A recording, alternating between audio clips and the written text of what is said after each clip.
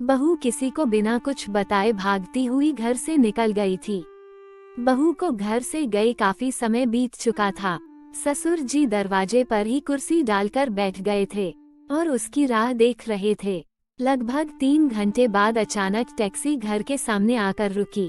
मानवी घर आ चुकी थी।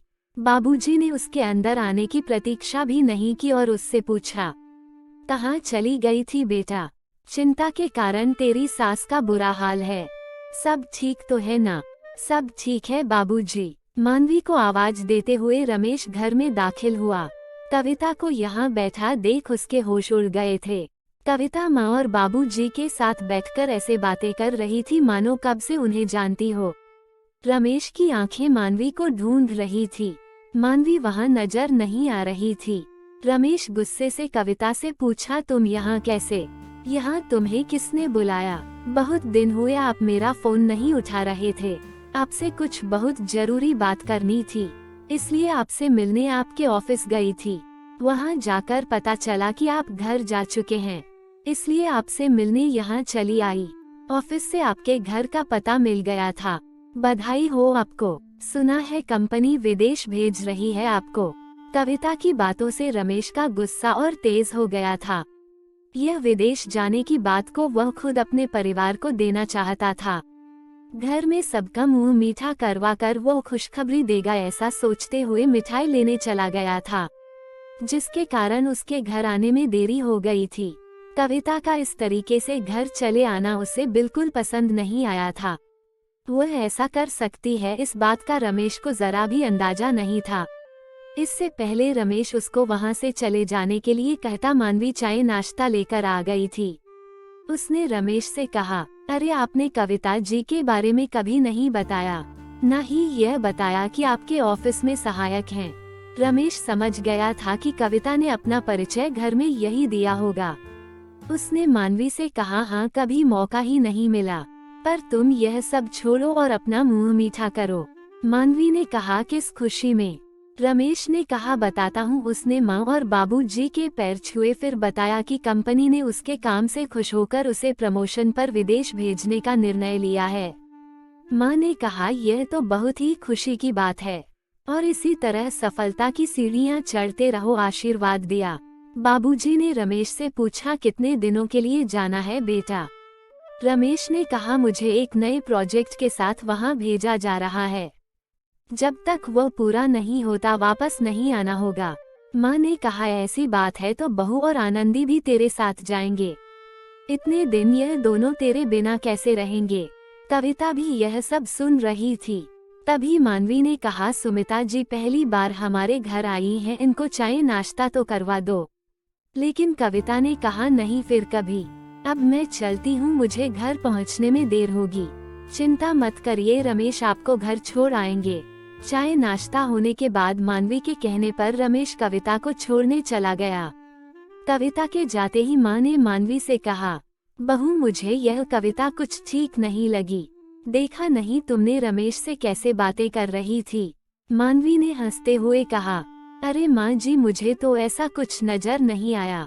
दोनों ने काफी समय से साथ में काम किया है, इसलिए दोस्ती जैसा रिश्ता तो बन ही जाता है। माँ ने मानवी से कहा, तुझे आज तक किसी में बुराई दिखी है जो आज कविता में दिखेगी? कविता को घर छोड़कर आने के बाद रमेश थोड़ा परेशान सा लग रहा था। वह सीधे अपने कमरे में चला गया। मानवी खाना खाने के लिए उसे बुलाने गई तो देखा रमेश अपने कमरे की दीवार पर लगी मानवी और आनंदी की तस्वीर को बड़े ध्यान से निहार रहा था। मानवी ने पीछे से आकर उसके कंधे पर अपना हाथ रखा और कहा, क्या देख रहे हैं इतने ध्यान से? चलिए खाना खा लीजिए। रमेश ने उसका हाथ अपने हाथों में लिया और उससे पूछा, मानवी सच बताओ, अगर मेरे से कभी कोई गलती हो गई तो क्या तुम मुझे माफ कर पाओगी? मानवी ने हंसते हुए कहा, नहीं करूंगी, क्योंकि मुझे पता है कि आपसे कभी कोई गलती हो ही नहीं सकती और आप मुझे चिढ़ाने के लिए यह सवाल बार बार पूछते हैं। आप चलिए हाथ मुंह धो लीजिए, मैं खाना लगाती हूँ। मानवी के जाने के बाद रमेश को लगा, मानवी मेरे ऊपर कितना अटूट विश्वास करती है। मेरी इतनी बड़ी भूल को मानवी स्वीकार नहीं कर पाएगी। उसे जिस दिन भी पता चलेगा उसके विश्वास की तो धज्जियां उड़ जाएंगी, वो पूरी तरह से टूट जाएगी। अपनी इस भूल को मैं कैसे सुधार पाऊंगा पता नहीं। थोड़ी देर बाद रमेश फ्रेश होकर खाने की टेबल पर आकर बैठ गया था।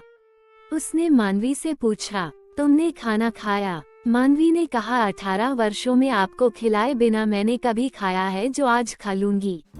उसने खाने की थाली परोसकर रमेश के सामने रख दी थी। थाली देखकर रमेश ने कहा, अरे वाह, मेरी पसंद की चावल की खीर और पूरी। पर किस बात की खुशी में? मानवी ने कहा, आपकी सफलता की खुशी में। विदेश जाकर काम करने का सपना पूरा होने जा रहा है। आप यह सपना कितने सालों से देख रहे थे? रमेश ने मानवी से कहा, तुम सच में मुझे कितने अच्छे से समझती हो। मेरे बिना कहे ही मेरे मन की हर बात को महसूस कर लेना तुम्हारी आदत बन गई है। मानवी ने मुस्कुराते हुए कहा, अब बस भी करिए, तारीफ से ही मेरा पेट भरने का इरादा है क्या? रमेश ने कहा, तुम बैठो, आज मैं अपने हाथों से तुम्हारी थाली परोसता हूँ। मानवी ने चुटकी लेते हुए कहा, फिर तो खीर की मिठास और बढ़ जाएगी। माँ और बाबूजी बेटे बहू की इस हंसी ठिठोली को देखकर मन ही मन खुश हो रहे थे। अगले दिन रमेश ऑफिस से लौटा तो उसने देखा घर में माँ, बाबूजी और मानवी के बीच में बहस छिड़ थी। माँ की इच्छा थी कि मानवी और आनंदी भी उसके साथ विदेश जाएं, और रमेश की इच्छा देखकर माँ बाबूजी भी इसी बात की जिद किए बैठे थे, पर मानवी ने जाने से साफ इनकार कर दिया था। रमेश ने प्रस्ताव रखा था कि माँ बाबूजी के लिए फुल टाइम केयरटेकर रख देंगे। माँ बाबूजी को भी इस बात से कोई ऐतराज न था, पर मानवी ने इस बात का पूरा विरोध करते हुए रमेश से कहा कि इस उम्र में माँ बाबूजी की जिम्मेदारी मैं किसी और के हाथों में नहीं सौंप सकती। बापूजी की तबीयत अक्सर ऊपर नीचे होती रहती है। आनंदी की पढ़ाई भी बीच में छोड़कर जाना सही नहीं है, और आपके वापस लौटने का कोई समय निर्धारित भी नहीं है। इसलिए आप अपने जाने की तैयारी कीजिए, मैं और आनंद यही रहेंगे। मानवी बोली, बस अब इस बारे में कोई चर्चा नहीं होगी। ऐसा कहकर मानवी ने सबको चुप करवा दिया था।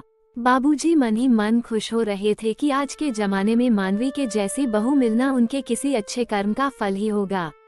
रमेश के जाने का समय नजदीक आ रहा था। मानवी उसके जाने की तैयारी में ही जुटी थी।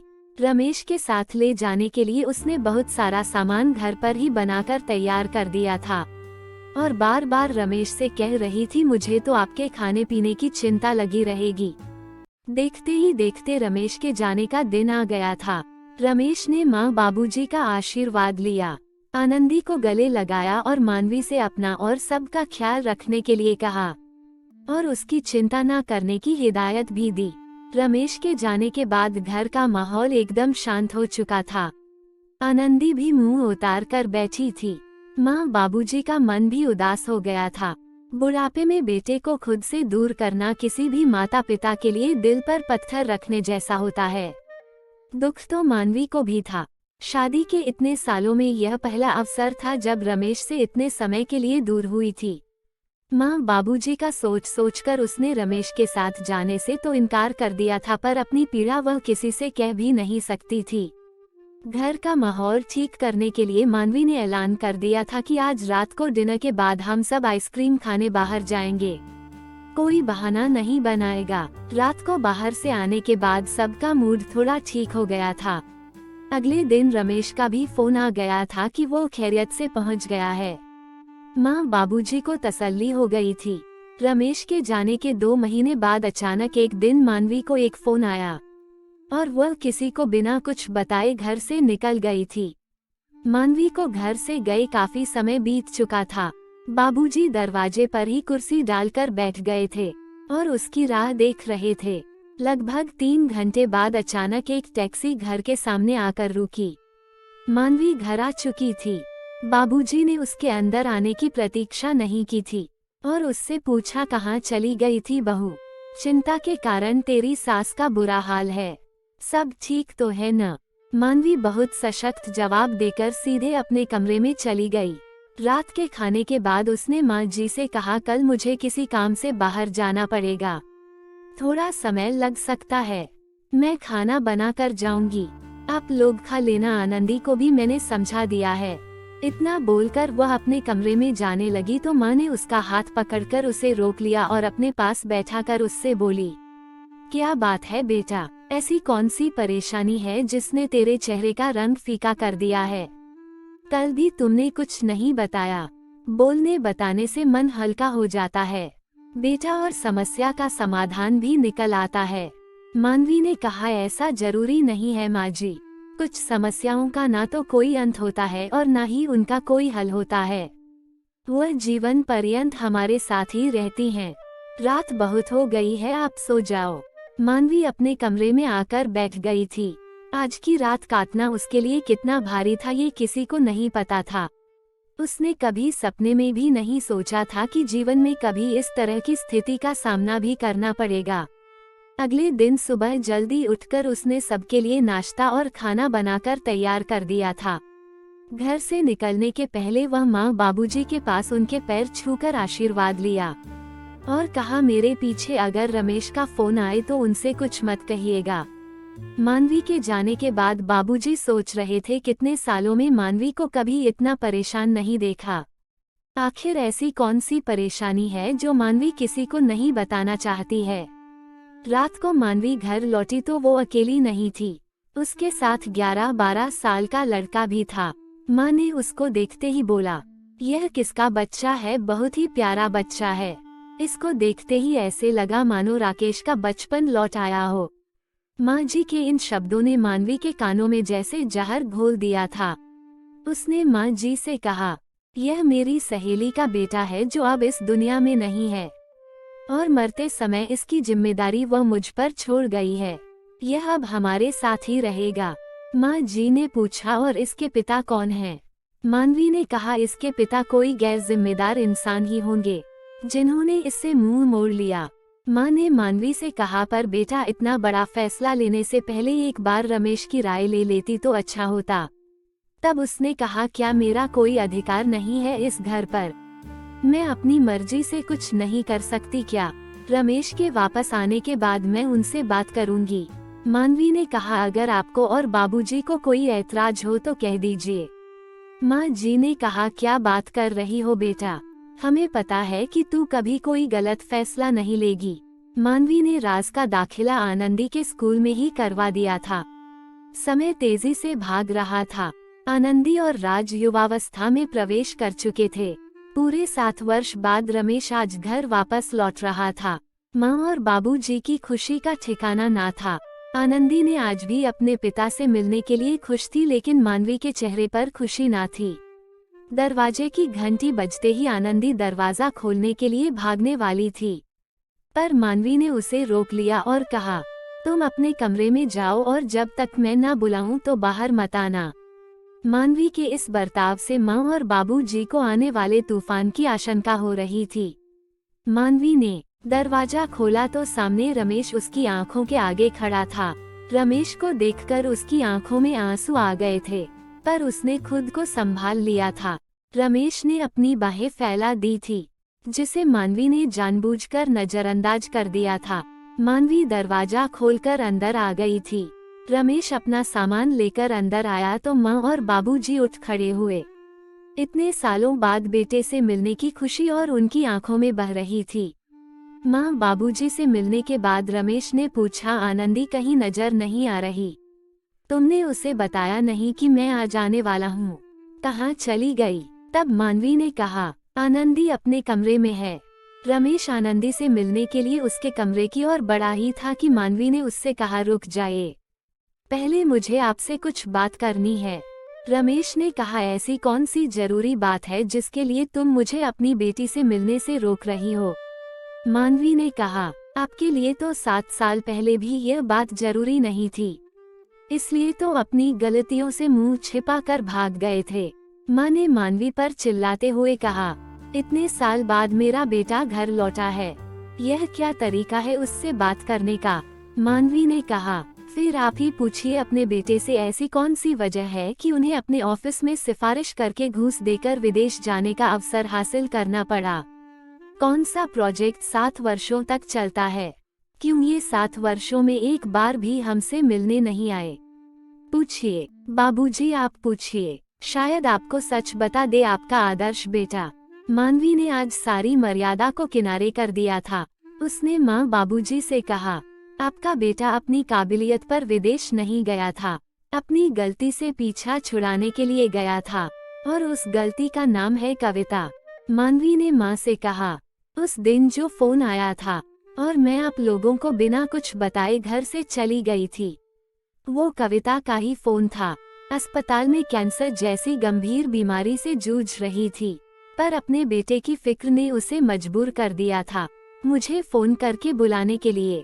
मरने से पहले उसने रमेश और अपने रिश्ते की सच्चाई बताकर मुझसे माफी मांगी, और उसी ने मुझे बताया कि रमेश ने अपने ऑफिस के एक सहयोगी को मिलने वाला विदेश जाने का अवसर कैसे घूस खिलाकर अपने नाम करवा लिया था।